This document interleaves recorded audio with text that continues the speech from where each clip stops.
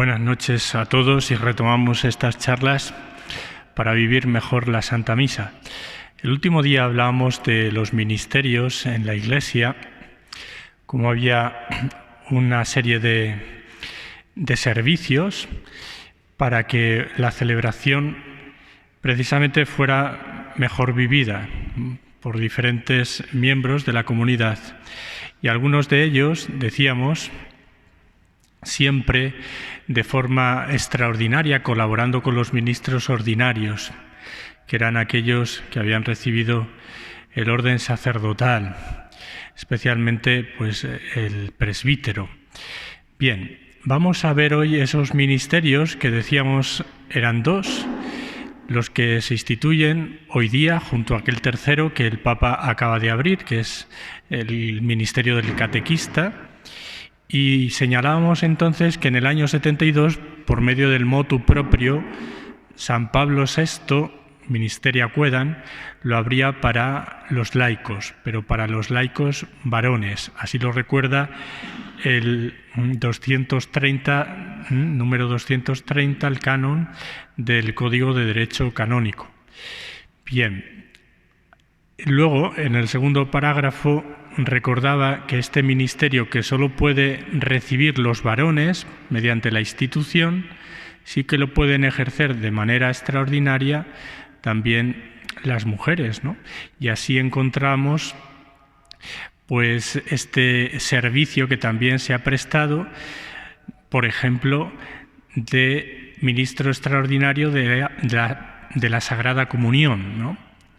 Para llevar la comunión a los enfermos y para distribuir esta misma comunión en las grandes celebraciones, ¿no? Cuando el número pues hace que este momento de la Eucaristía fuera pues muy pesado, ¿no? Bien. ¿Cuál es la novedad que el Papa Francisco apenas hace unos meses, un año ya, pues ha introducido una modificación en este canon 230, parágrafo primero, donde había una reserva exclusiva para los laicos varones y ahora lo ha abierto también para las mujeres. Por tanto, pueden recibir tanto hombres como mujeres la institución de estos ministerios, lectorado y acolitado. Bien. Todavía, pues lógicamente se tiene que hacer un trabajo en las conferencias episcopales para dar unas directrices y que luego las iglesias particulares ya lo apliquen. Cada diócesis lo aplicará de la manera que discierna, ¿no? Con el obispo. Bien, la diferencia entre el ministerio instituido y ese ministerio que llamamos extraordinario, aunque los dos son extraordinarios, tanto el ministerio instituido como el temporal son extraordinarios todos, pero el matiz precisamente estriba en este detalle último, en el nombre que recibe el segundo, temporal. El ministerio instituido es un ministerio que se otorga, ¿no?, a una persona, a un laico, bien dispuesto, preparado, con una vida coherente, con una formación, con una vinculación a la parroquia, a la comunidad, ¿no? Bien, y es un servicio, un ministerio permanente, que lo puede desempeñar en cualquier lugar. Por el contrario, el ministerio temporal, pues es normalmente aquí, por ejemplo, en la diócesis de Toledo, los ministros extraordinarios de la Sagrada Comunión, es un tiempo limitado a 3 años, revisable, que se puede ampliar, ¿no?, a otros 3 años, ¿no? Cada 3 años hay que renovarlo. Y solo para aquella parroquia o comunidad que se ha solicitado. Por tanto, un ministro extraordinario de la Sagrada Comunión solo ayuda a su sacerdote en la distribución a los enfermos o en las celebraciones eucarísticas, a repartir la comunión, a entregar al Señor. Pero si va a otra parroquia, de otra diócesis, en vacaciones, por ejemplo, bueno, pues puede decírselo al sacerdote, pero le daría la bendición ad casum, ¿no?, en la celebración concreta, ¿no?, un permiso concreto para que le asista en otro servicio, en otro ministerio, la ayuda a visita de enfermos, pero no es un ministerio extraordinario que se extienda más allá de los límites de su parroquia. Bien, esa es la diferenciación, ¿no?, entre el ministerio instituido y el temporal. Ahora, como se ha abierto por parte del Papa a todos, varones y mujeres, lo que hay que hacer, como hemos dicho ya, a partir de la conferencia episcopal y luego en cada diócesis, realizar un discernimiento, ¿no? Bien. ¿Qué competencias tiene, nos detenemos en ello, el lector? Bien, pues al lector le corresponde la proclamación de la palabra de Dios. La proclamación de la palabra de Dios, excepto el Evangelio, que le corresponde al diácono, al presbítero o al obispo. Bien, también, en segundo lugar, dirigirá el canto y la participación del pueblo de Dios en la liturgia, en la celebración. También se le encarga instruir a otros fieles para recibir dignamente los sacramentos. Asimismo, en cuarto lugar, se le confía la preparación de otros también que se introducen a este ministerio del lectorado. Bien, puede anunciar al obispo en la vigilia pascual, cosa que viene haciendo el diácono, en ausencia del mismo, el canto del aleluya. Durante toda la Cuaresma hemos ayunado de este canto para que en la vigilia pascual resuene en la noche santa de la resurrección, resuene con mayor fuerza, ¿no?, esta gran verdad, ¿no?, que el Señor está vivo y resucitado. Padre, os anuncio una gran alegría, el canto del aleluya, ¿no? Bien, si no hay canto de entrada o canto de comunión, se encargará, si no lo hace otro ministro, pero a él se le confía, de leer la antífona que en los formularios de misa contiene el misal, que ya dijimos. Las antífonas de entrada y comunión, antiguamente también había otra tercera en el ofertorio. Si no hay canto de entrada, él, antes de que empiece el sacerdote los ritos iniciales, tendrá que pronunciar este versículo, esta antífona. Del mismo modo, si no hay canto de comunión, es obligatorio, y lo hace él, el lector, recitar la antífona que contiene el misal para este momento. Bien, asimismo señalamos otros oficios que desempeña en ausencia de otros ministros. En primer lugar, si falta el salmista, que es el que tiene que cantar el salmo o recitarle, pero lo suyo es que sea cantado, porque el salmo es un elemento en la liturgia para ser cantado, pues será él el que recite el salmo responsorial. Y si tiene capacidades, cualidades para ello, ¿por qué no cantarlo, no? En segundo lugar, en ausencia del diácono, será el que vaya proponiendo las diferentes intenciones de la oración de los fieles. Ya hicimos ese matiz, las intenciones de la oración de los fieles, lo que llamamos vulgarmente las preces o las peticiones. En ausencia también del diácono, en la procesión hasta el altar, o sea, en la procesión de entrada, con una vestidura pues adecuada, portará el evangeliario un poco elevado. Esto es propio del diácono, pero en su ausencia lo puede hacer el lector. Bien.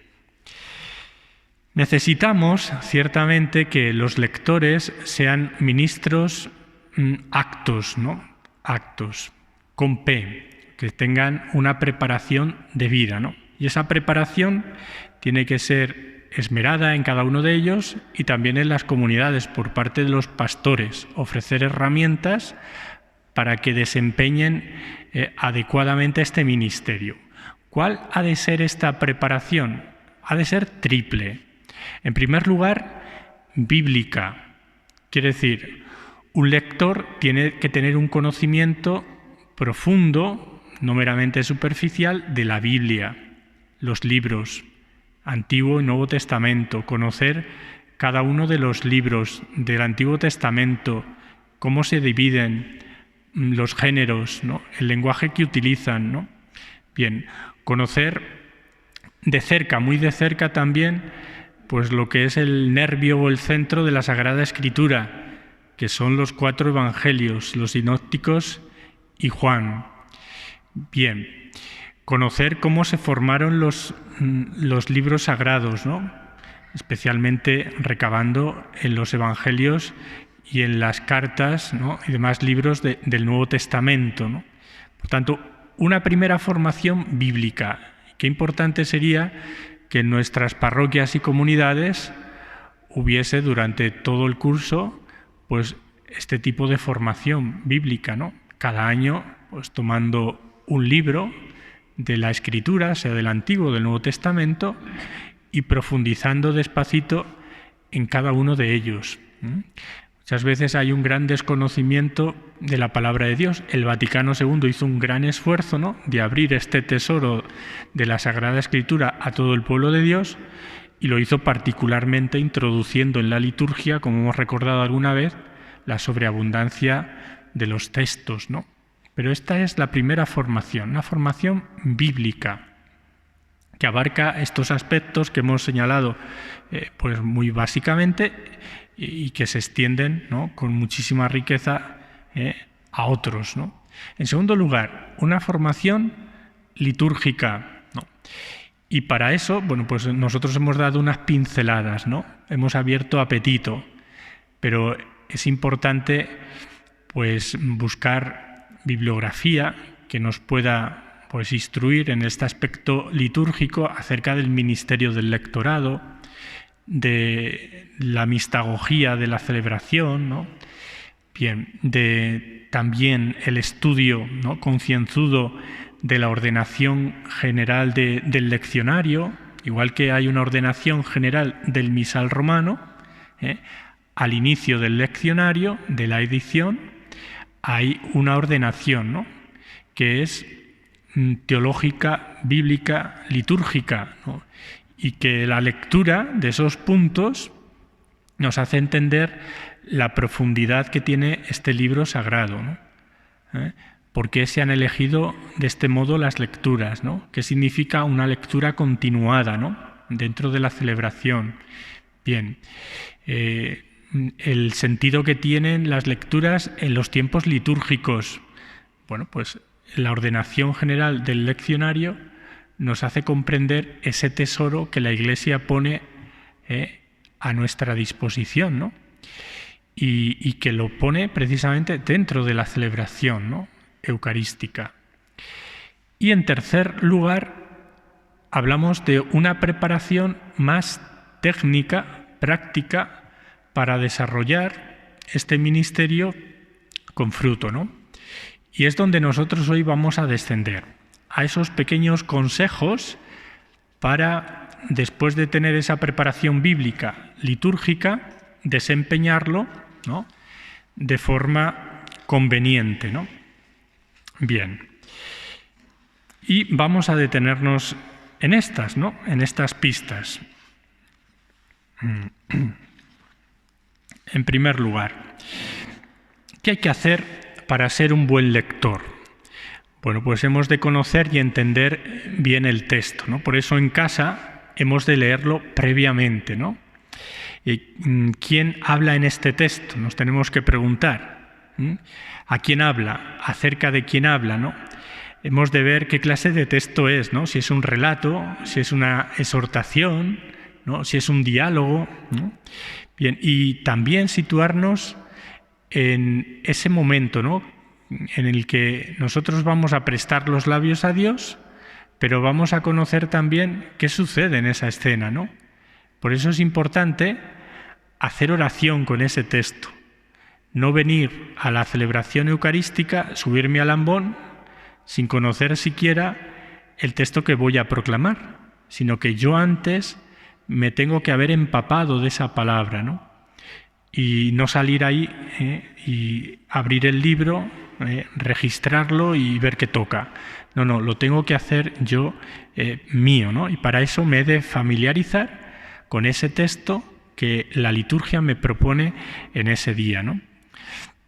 Bien, en ese pasaje, si lo leo antes, hay algunas palabras que entrañen dificultad, algunas que no entienda, las puedo buscar, ¿no?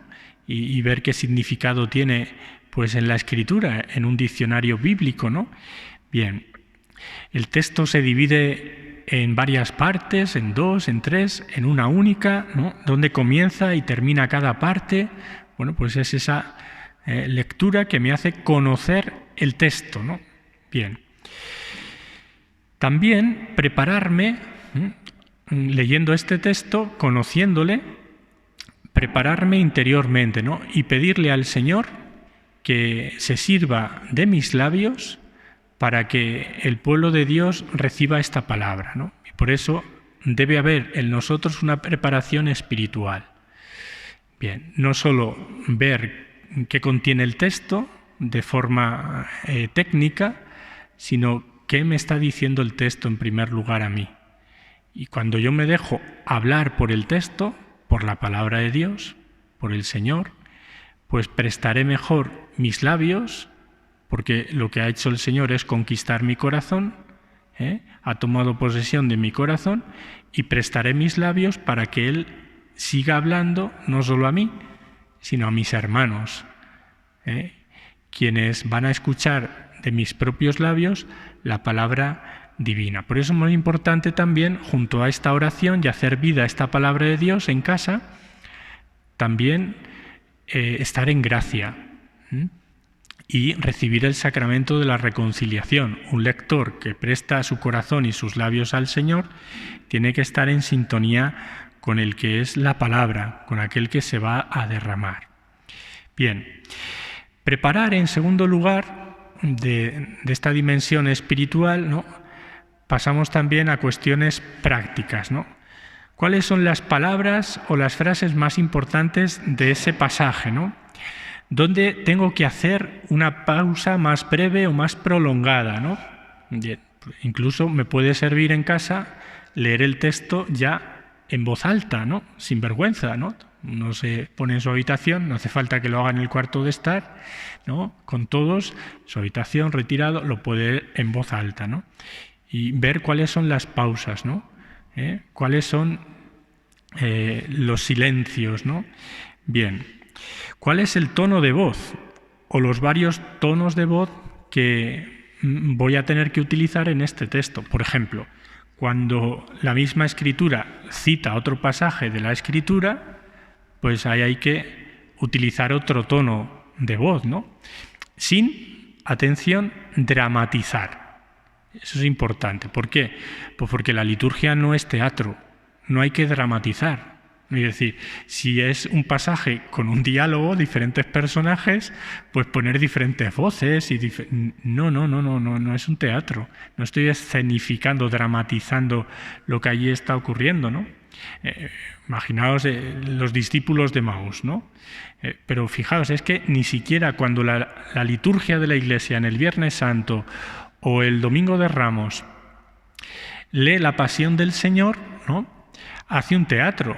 No, sino que lo hace precisamente para que el pueblo de Dios pueda hacerse una composición del lugar de lo que allí está sucediendo. Pero cuando dice crucifícalo, no tiene que dar unas voces como si fuera el populacho ahí y que se perciba en la asamblea que es este populacho que pide la muerte de Jesús. No, la liturgia no es teatro, es realidad, acontece, el Señor vivo en medio de nosotros. Por tanto, sí que habrá en la lectura diferentes tonos de voz. Ese es un ejemplo que he puesto, ¿no? Cuando se introduce otro texto, pues dice el profeta Isaías, voz que clama en el desierto, preparad el camino del Señor, allanad sus senderos, ¿no? Bien, ¿cuál es el ritmo que debo usar en cada parte del texto, ¿no? Uno más lento, otro más acelerado, pero nunca con prisa. Bien, evitar el defecto también de bajar demasiado el tono al final de las frases, ¿no? Puede ser un defecto, que vamos leyendo la palabra y acabamos las frases bajando el tono y ya La asamblea no lo escucha, no percibe, ¿no?, la palabra. Bien, también para estar seguro, prepararse, como hemos dicho, antes leyendo la lectura en voz alta varias veces. Bien, en tercer lugar, averiguar algunos aspectos antes de la celebración. Lo más evidente, que a veces no es tan evidente, es que el leccionario esté en su lugar, que esté en el ambón y que esté abierto por la página en que se encuentra esa lectura, la primera lectura, ¿no? Bien. Otro elemento importante práctico es el micrófono. Cuando subo yo al ambón, antes, si lo he podido hacer antes de la celebración mejor, me ajusto el micrófono a la altura de mi boca. ¿Para qué? Para que se pueda escuchar bien la voz, ¿no? Bien, si acudo al ambón después de haber hecho la lectura, pues antes de comenzar a leer la que voy a proclamar, pues me ajusto el micrófono a mi boca. Bien. No dar golpes al micrófono es muy molesto para la asamblea y lo que únicamente nos hemos de cerciorar, si está encendido, normalmente tiene una luz roja o verde, pues con eso es suficiente. Bien, la distancia que he de mantener del micro es la adecuada, ¿no? Ni tragarme el micro de tal manera que retumbe y nadie perciba la voz, ni separarme o distanciarme demasiado de tal manera que tampoco se perciba. Una por exceso, otra por defecto, ¿no? Bien. En quinto lugar, saber dirigirme al ambón, ¿no? Bien, situarse ya desde el inicio de la celebración cerca del ambón. No voy a situarme al fondo de la iglesia si tengo que proclamar la primera lectura, sino que me situaré más o menos los primeros bancos para que después de la oración colecta salga yo en procesión, dirección del altar, haciendo inclinación profunda al altar, ¿no? Importante.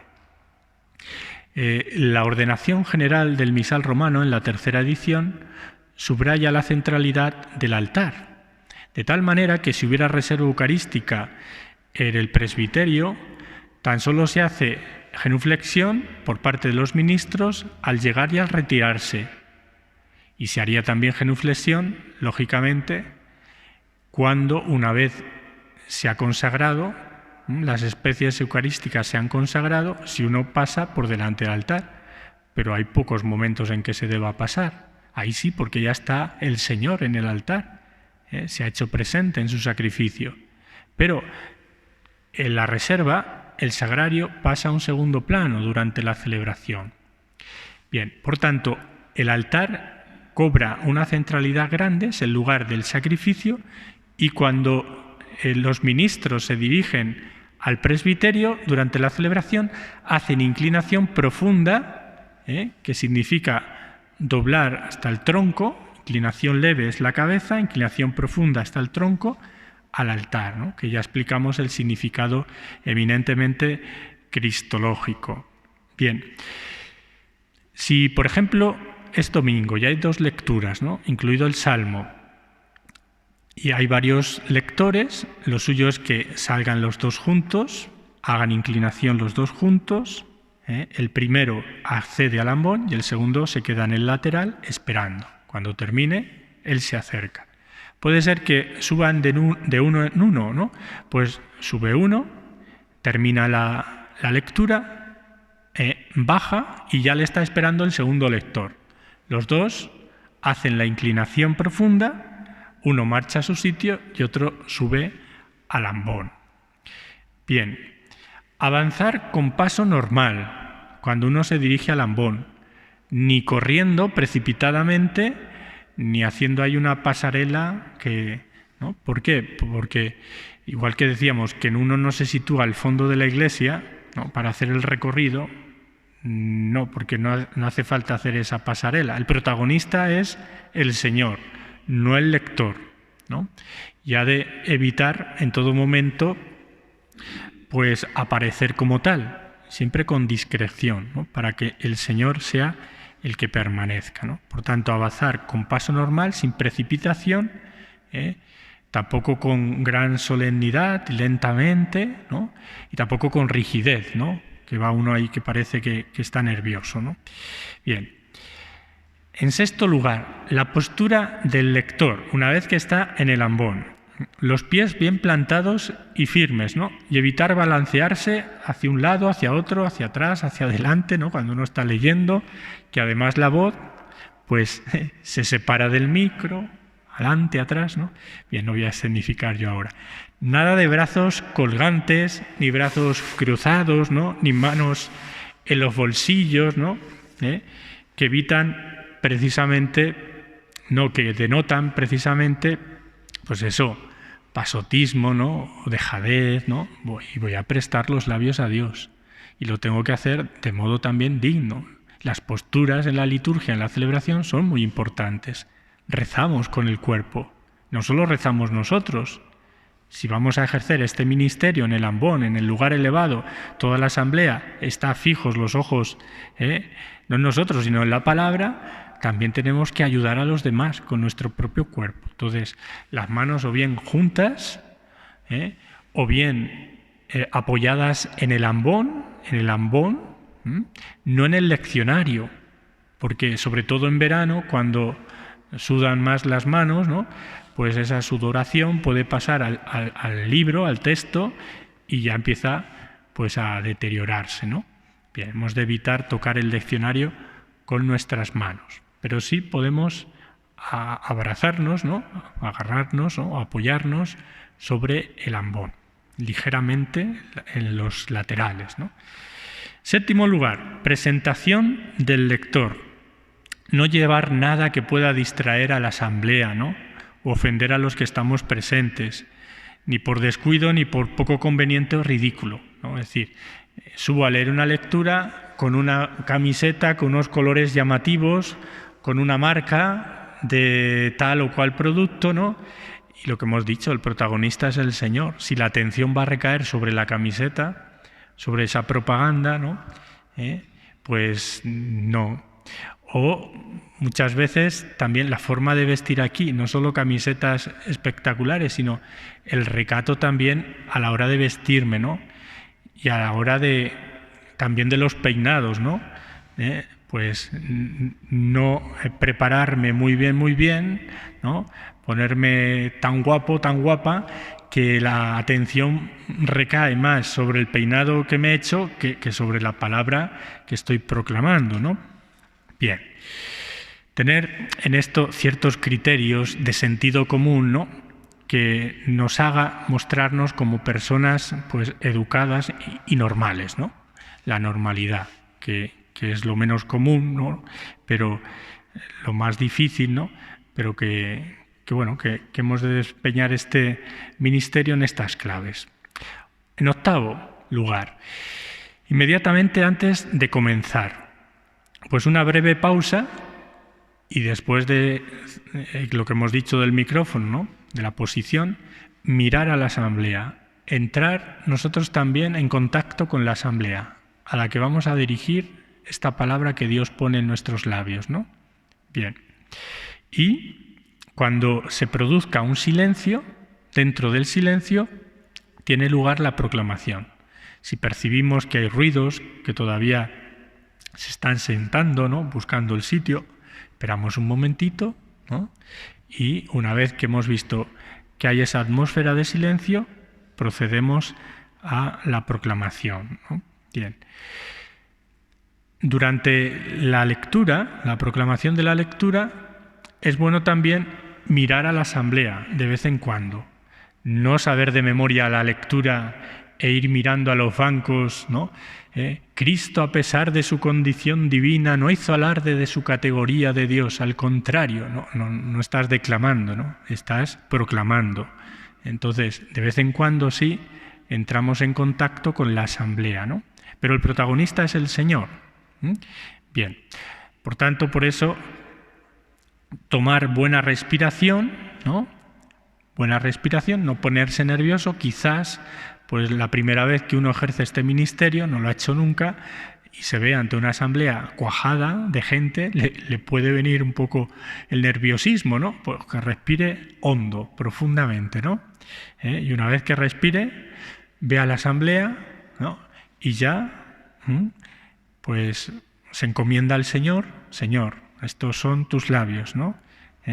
Sírvete de mis labios y de mi corazón, ¿no? Para anunciar tu palabra a esta asamblea, a esta comunidad, mis hermanos. Bien. Noveno lugar, leer el título, ¿no? Leer el título. ¿Qué se refiere a esto? Bueno, pues que no hay que decir primera lectura, segunda lectura, salmo responsorial, o la primera lectura está tomada del libro el salmo responsorial, o respondemos ahora todos o todos en el salmo responsorial, ¿no? O sea, lo que está en rojo en los libros litúrgicos no hay que leerlo, atención, durante la celebración, hay que leerlo antes. Sí, hay que leerlo, lo que está rojo hay que leerlo, pero antes, porque nos dice cómo se desarrolla esa parte de la celebración, ¿no? Bien, pero durante la celebración no se lee, ni primera lectura, ni segunda lectura, ni salmo responsorial. Y no se dice, respondemos todos. Tampoco al final se dice, es palabra de Dios. No, tampoco respondemos, te alabamos, Señor, ¿no? No, es una aclamación, palabra de Dios, palabra del Señor. Y la asamblea responde con otra aclamación. Te alabamos, Señor, gloria y honor a ti, Señor Jesús. Bien, por tanto, leer antes lo que está en rojo, tampoco se lee el versículo que resume esa lectura, ¿no? Bien, leerlo antes, lo que está en rojo, pero en la proclamación simplemente lo que está en negro. Bien, y después de proclamar la lectura, hacer una breve pausa y mirando a la asamblea, decir con cierta solemnidad, palabra de Dios. Y la asamblea responde, te alabamos, Señor. Y hasta que la asamblea no responde, el lector se queda en el ambón. Una vez que responda, se retira. Lo mismo con el aleluya. Puede ser que el que ha leído la segunda lectura o la primera, si es un día de feria, cante el aleluya, pues hasta que no termine el canto del aleluya, él se mantiene en el ambón, no se retira. Bien, leer también lentamente, sin atropellos y tampoco siendo tortugas, ¿no? Algo medio, in medio virtus, ¿no? Bien, siguiendo los signos de puntuación, las comas, los puntos y aparte, ¿no? Bien, por eso la importancia que decíamos en casa, leer en voz alta y de ver las pausas, las partes del conocer el texto, ¿no? Bien. Luego, leer con la cabeza en alto, que cuando me ajuste el micrófono me permita tener la mirada hacia la asamblea, pero nunca mostrar la coronilla, ¿no? La cabeza alta, de vez en cuando miro a la asamblea, entro en contacto con ella, ¿no? Bien. Si el ambón es demasiado bajo, pues es preferible levantar un poco, teniendo cuidado, cogiéndolo de las pastas, el libro y ponerlo a una altura adecuada para que yo lo pueda proclamar bien, ¿no? Bien.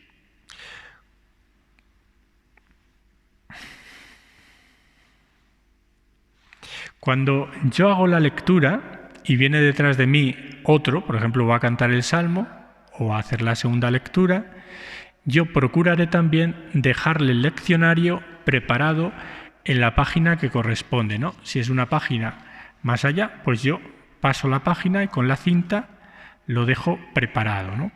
Bien. Y cuando yo me retire de proclamar esa lectura, lo que vuelvo a hacer es una inclinación profunda delante del altar y ya me retiro a mi lugar.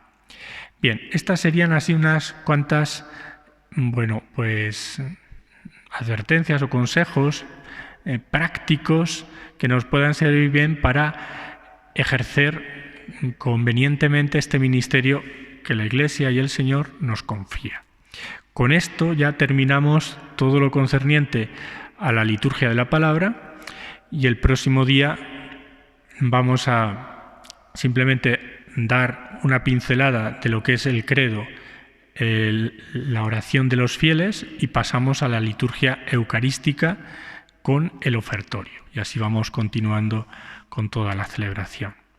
Gloria al Padre, y al Hijo, y al Espíritu Santo,